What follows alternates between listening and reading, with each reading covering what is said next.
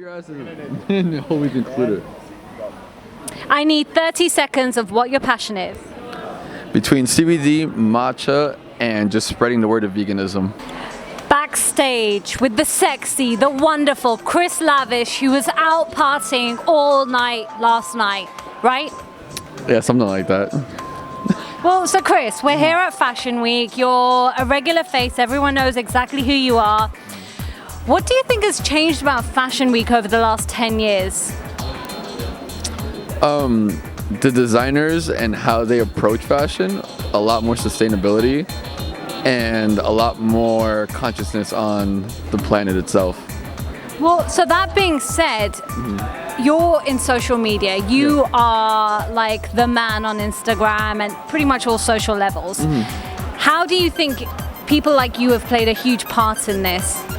Well, I've been vegan for 4 years now, and I've been preaching it, and I've been telling people to be more eco-friendly, more plant-based, just to help out just the world in general.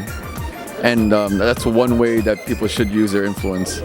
So do you think people are starting to change the way that they think, the way that they buy clothing? Of course, people are using more recyclable clothing, sustainable clothing. People are leaving fur finally, leather.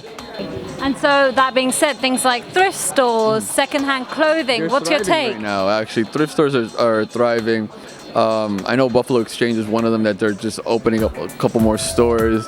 A lot of more online shopping from secondhand websites like Poshmark and Depop.